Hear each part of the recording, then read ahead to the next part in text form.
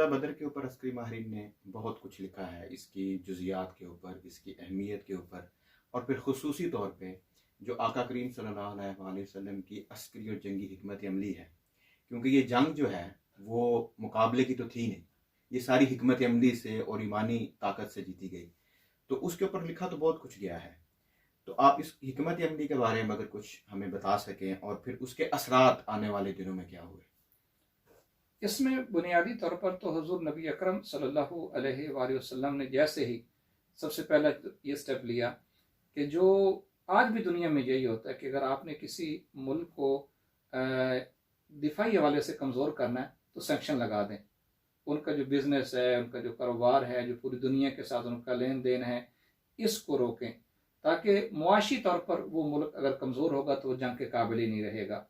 तो एक तो आपकी ये स्ट्रेटेजी थी। दूसरी, जब हम ये देखते हैं कि ताजदार कायनात ने हमेशा राजदारी को बहुत ज़्यादा नुमायाँ हैसियत दी है। अब जब ये मदीना से काफ़िला निकला तो आपने उनको नहीं बताया कि हमारी कुछ जंग होनी है, आपने कुछ मखसूस लोगों को बताया, हर एक को नहीं बताया। जो काफ़िला बदर के लिए निकला, जो काफ़िला पहला नहीं जो इन्फॉर्मेशन लेने गया था। नहीं, ये जो बड़ा काफ़िला भी निकला ना, जिसमें 313 या 315 या 317 अफराद हैं, ये भी बुनियादी तौर पर कोई आप ऐलान करके नहीं निकले। और दूसरी, इसमें आपने इतनी हिकमत रखी कि किसी काफिर को शरीक नहीं किया। एक दो कुफार में साथ शामिल होने की कोशिश भी की, आपने फरमाया नहीं, जो हमारे साथ ईमान में शरीक नहीं है वो हमारे साथ लश्कर में भी शरीक नहीं होगा। और बहुत आगे जाके आपने सहाबा कराम को सिचुएशन बताई। और सहाबा कराम का बुनियादी तौर पर जो टारगेट था वो तो अबू सुफियान का काफिला था।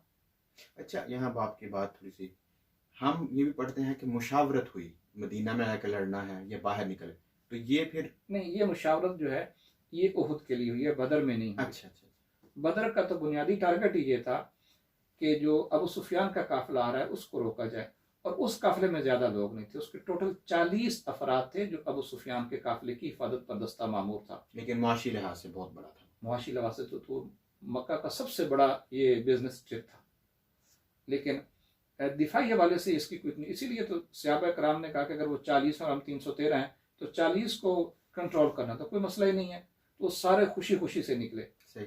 लेकिन ताजदार कायनात को जब ये इतला हो गई कि अबू सुफियान तो जा चुका है और एक बहुत बड़ा लश्कर मक्का से निकल चुका है, आपको इसकी इतला हो गई थी। इसमें भी आप ये देखें कि ताजदार कायनात की जो इंटेलिजेंस सर्विस है वो बहुत तेज है। आज भी इंसान उसका अंदाजा नहीं कर सकता कि उस दौर में आपने अपनी इंटेलिजेंस इतनी तेज रफ्तार रखी, सुबक रफ्तार रखी और इतनी बाखबर रखी कि एक एक कदम की आपको इतलात हो रही थी। और आपने मुख्तलिफ तरीके से उनकी तादाद मालूम करना है। कभी एक लोगों से पूछा कि उनकी तादाद कितनी है, तो कोई एग्जैक्ट फिगर तो नहीं गिन के बता सकता था। तो फिर आपने पूछा कि वो जानवर कितने ज़िबा करते हैं, उन्होंने कहा कि वो कभी 9 करते हैं, कभी 10 करते हैं। तो आपने फरमाया 900 और 1000 के दरमियान उनकी तादाद है। और इससे पहले आप एक काम कर चुके थे, इस रास्ते में जितने बड़े बड़े कबाइल आते थे, हजूर नबी अकरम सल्लल्लाहु अलैहि वसल्लम पहले ही उन कबाइल के साथ मुख्तलिफ मुआदात कर चुके थे कि अगर कभी कोई ऐसी मक्का से एग्रेशन होती है, कोई अटैक होता है, तो वो कबाइल जो है वो न्यूट्रल रहेंगे। ये भी जो बदर के कबील के कबाइल, यानी इसके जो कुर्ब जवार के कबाइल थे, यम्बो एक इलाका आता है जब आप मक्का से आते हैं मदीना तैयबा की तरफ, जो शाम की और यमन की सरहद है, तो वहां पर कुछ कबाइल थे। ताजदार कायनात सल्लल्लाहु अलैहि वसल्लम उनके साथ भी मुआहदात कर चुके थे। तो हर जगह पर आपने उस रास्ते में जितने बड़े बड़े कबाइल थे उनके साथ इस तरह के पहले ही मुआहदात कर लिए।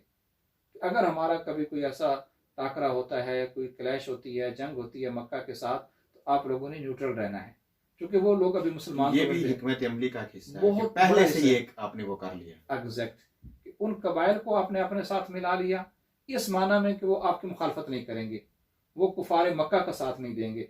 आपके साथ तो वैसे भी नहीं, चूंकि अभी तक वो काफिर थे, अभी मुशरिक थे, लेकिन आपने उनके साथ इस तरह के एग्रीमेंट्स कर लिए कि वो कुफार मक्का का भी साथ ना दे सकें।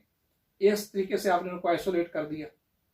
दूसरा, आपने जो वहां पर एक और काम किया कि जब आप मैदान बदर में पहुंच गए सहाबा कराम से, अब उससे पहले थोड़ी मुशावरत हो गई और उस मुशावरत के अंदर आपने उनको बता दिया कि अबू सुफियान का काफिला तो जा चुका और बहुत बड़ा काफिला मक्का से आ रहा है, अब इसके लिए मुशावरत जरूरी हो गई थी। जो जंगी लश्कर आ रहा है। जो जंगी लश्कर आ रहा है। उसमें एक काम तो आपने ये किया कि जो छोटे बच्चे थे कुछ वो भी शुरू में आ गए थे, उनको आपने वापस भेज दिया। और उसमें से फिर वो 2 बच्चे रह गए। जी हाँ, हजरत माज रदी अल्लाह ताला अन्हु, जो माज और मोहब्बत थे, तो माज तो पहले ही बड़े थे, मोहब्बत लेकिन वो भी 16 साल से ज्यादा थे। एक ही नौजवान रह गए थे, इस वक्त एग्जैक्ट उनका नाम मेरे जहन में नहीं है, वो 16 साल के थे और वो शहीद हो गए थे। उनको भी ताजदार कायनात ने वापस भेजना चाहा, लेकिन वो रो पड़े। आपने उनका जज्बा जिहाद देखकर और जज्बा शहादत देखकर उनको इजाज़त दे दी और फिर वो वहाँ पे शहीद हो गए। तो आपने वहाँ पर मुशावरत की है। अब ये बदर से थोड़ी देर पहले आपने मुशावरत की है, तो बताया सारी सूरत हाल। इस पर फिर सहाबा कराम ने अपनी राय दी, सैयदना सिद्दीक़ अकबर ने अपनी राय दी, हज़रत साद बिन मुआज़ रदी अल्लाह ताला अन्हु, साद बिन उबादा रदी अल्लाह ताला अन्हु, इन सहाबा कराम ने फिर ताजदार कायनात को वो यकीन दहानी करवाई कि आका आप जो फरमाएंगे हम आपके साथ हाजिर हैं। हम असहाब मूसा नहीं हैं, आपसे कहेंगे कि आप जाएं और आपका रब जाए। आप हमें समंदरों में कह देंगे तो समंदरों में कूद जाएंगे, पहाड़ों से कहेंगे तो पहाड़ों से टकरा जाएंगे। इस पर आपको बहुत खुशी हुई कि अल्हम्दुलिल्लाह। तो इस जज्बे के साथ फिर आप जब बदर के मैदान में पहुंचे हैं तो वहां फिर जगह के हवाले से भी कुछ सहाबा कराम ने फरमाया। पहले जहाँ पे आपने पड़ाव किया तो सहाबा कराम ने पूछा, आका ये अल्लाह रब्बुल इज्जत की कोई वही आई है कि आपने यहाँ पे क्या करना है, जंगी हिकमत अमली है? आपने फरमाया नहीं, जंगी हिकमत अमली है। तो उन्होंने कहा नहीं, यहाँ नहीं, फिर हम आगे चलते हैं ताकि यहाँ से हम पानी ले लें और इन कुओं को चश्मों को हम खराब कर दें ताकि दुश्मन इससे पानी ना ले सके। तो जो अगले चश्मे हम जाके उन पे जो है अपना कब्जा भी कर लेते हैं और पड़ाव भी करते हैं। और उस जगह की सिचुएशन ऐसी थी कि वहाँ पे रेत के मैदान थे और आगे से भी ऐसे लगता था जैसे रेत के पहाड़ हैं, और जो कुफार थे वो उनके नीचे मैदानी जगह थी।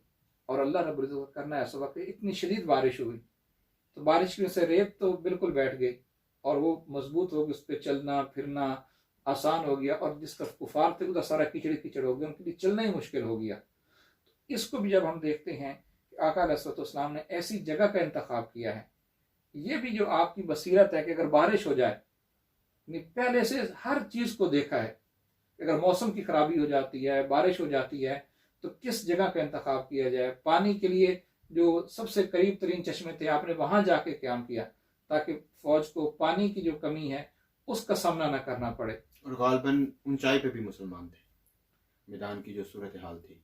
नहीं, ये उद्वतुल जो दुनिया यानी करीब तरीन की जो नीचे जगह थी ना, यहाँ पर ये थे, और दूसरी तरफ से जो कुफार थे वो ऊपर वाली जगह पर थे। अच्छा। उद्वतुल कुस्वा जो कुरान मजीद ने 2 जगह बयान की है ना, तो ये जो नजदीक तरीन वाली जगह थी और करीब तरीन और पस्त जगह थी, इस साइड पे मुसलमान थे, और वो जो दूसरी साइड थी दूर वाली ऊंची जगह पे, वहां पे कुफार का लश्कर था।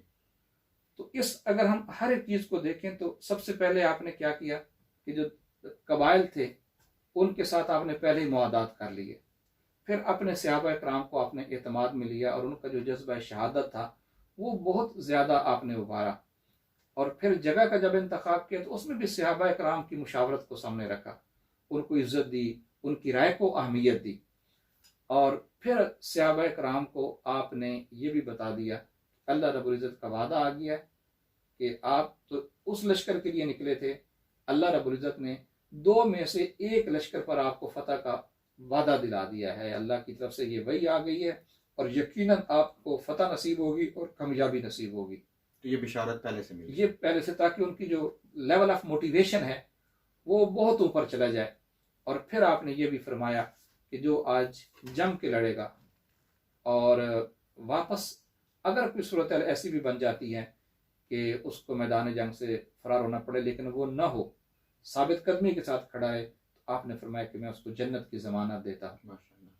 फिर एक और बात जो यहाँ पर हुई, बड़ी अहम बात हुई, हज़रत साद बिन मुआज़ रज़ी अल्लाह ताला अन्हु, उन्होंने फरमाया आका अलैहिस्सलाम को कि मेरी ये राय है कि आपका खैमा किसी महफूज जगह पर और ऊंची जगह पर लगाया जाए जहाँ से आप पूरे जंग के मंजर को मॉनिटर करें।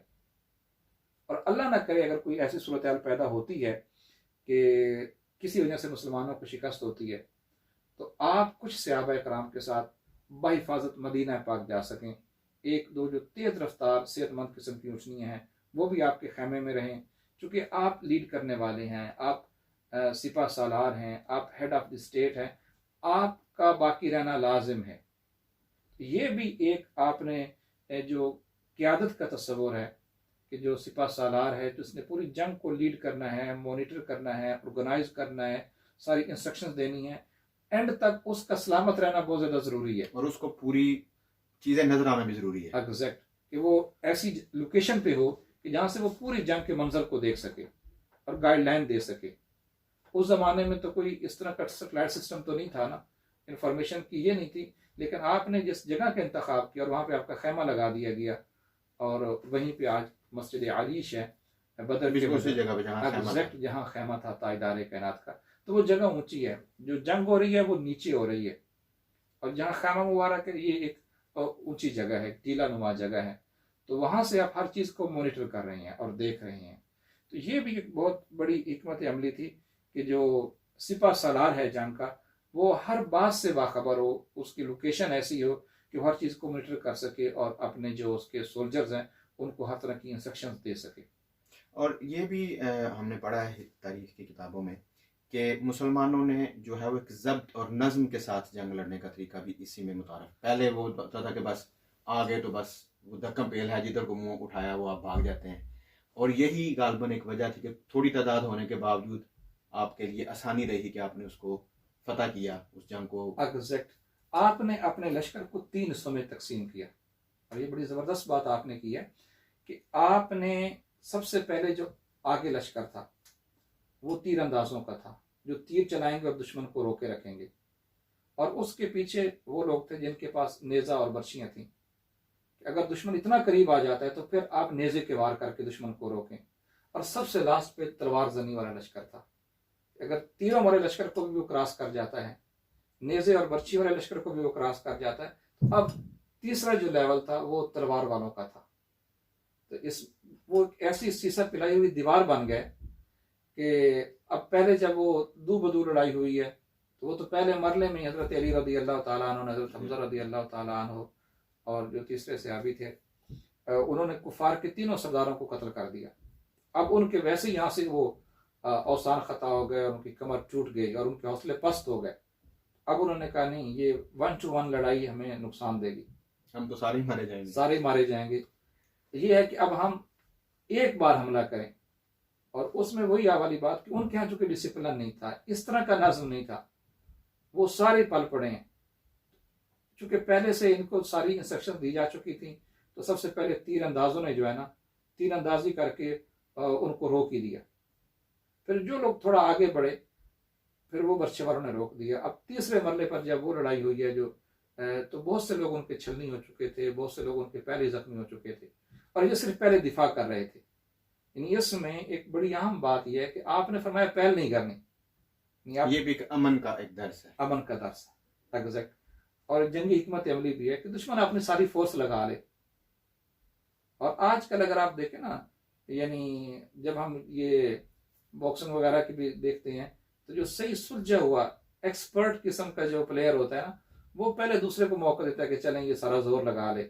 जब वो कमजोर हो जाता है, थक जाता है, वीकनेस आ जाती है, उसकी उस तरह की मुस्तैदी नहीं रहती, उस वक्त फिर वो अटैक करता है। तो ये भी ताजदार कायनात की बहुत बड़ी हिकमत अमली थी कि आपने फरमाया सिर्फ पहले आप लोगों ने दिफा करना है, उनको सारा जोर लगा लेने दे। जब वो सारा जोर लगा चुके, उनको कोई कामयाबी नहीं हुई उस सतह की जिस तरह की वो एक्सपेक्ट कर रहे थे, इससे भी एक तो उनके पहले 3 बड़े सरदार मारे गए, फिर देख रहे हैं कि कोई कामयाबी भी उस तरह की नहीं हो सकती। फिर जब वो करीब आए तो बहुत से लोग थक चुके थे, और इधर से ये बिल्कुल ताजा दम थे। और अब जब इन्होंने इतना जोरदार तरीके से उनके ऊपर अटैक किया ना, तो उसकी ताब ही नहीं ला सके, और बेशुमार लोग उनके कत्ल हो गए, बहुत ज्यादा लोग जख्मी हो गए, और बाकी लोगों ने दौड़ लगाना शुरू कर दी। नहीं, आप तसव्वुर कर लें कि 1000 लोगों में से 70 कत्ल हो गए, और 70 के लगभग जो कैदी हुए हैं, जख्मी हो गए, तो बाकी लोगों ने वहां से दौड़ लगा दी।